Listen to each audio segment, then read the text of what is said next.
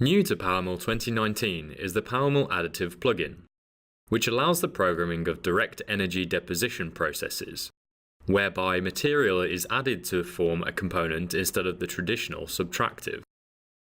Being inside of PowerMill, this also allows you to program subsequent subtractive paths for an all-in-one hybrid workflow.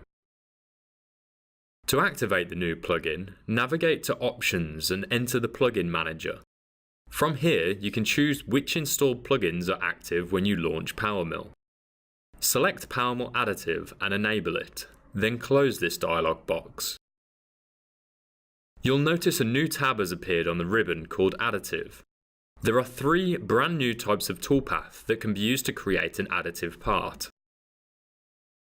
NetFab strategies are 2.5D toolpaths that are for the creation of simple geometric shapes and work by creating planar slices of model geometry and defining an infill pattern. Surface coating can be used to coat surfaces of an existing component. A common use for this would be adding additional layers of material onto specific areas or to create surfaces with dissimilar properties to the base material. Select whole surfaces to coat or use boundaries to define the areas that require coating. Surface coating creates 3D slices to follow the contours of the part. The third toolpath, feature construction, is used to create features on any base surface. Select a base surface and then the features to be printed. The toolpath slices the feature in 3D using a defined layer size, which can be customized to suit the needs of the hardware or process.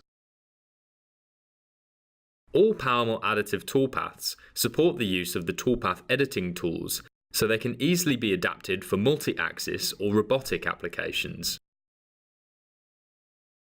Any subtractive path can be converted to an additive one.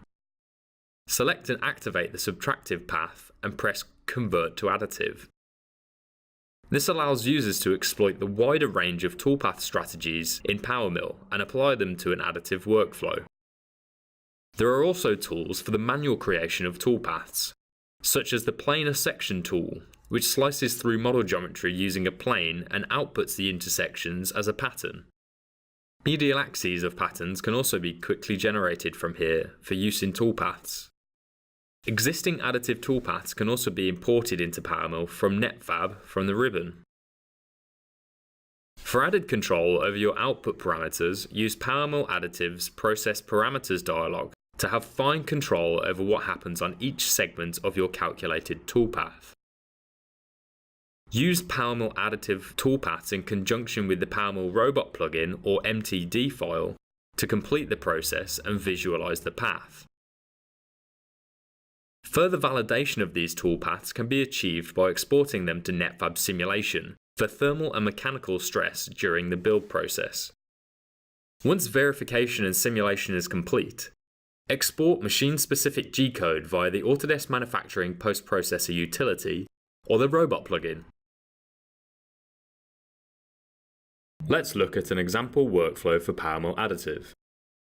This example will show the construction of 3D features onto an arbitrary base surface. Select Feature Construction from the Additive tab. In the dialog, select the base surface and surfaces to be constructed on it. Then pick a style of toolpath to suit your process. Change attributes of your chosen toolpath in the form below the main feature construction form. Finally, adjust layer sizes for the resulting toolpath and calculate the toolpath.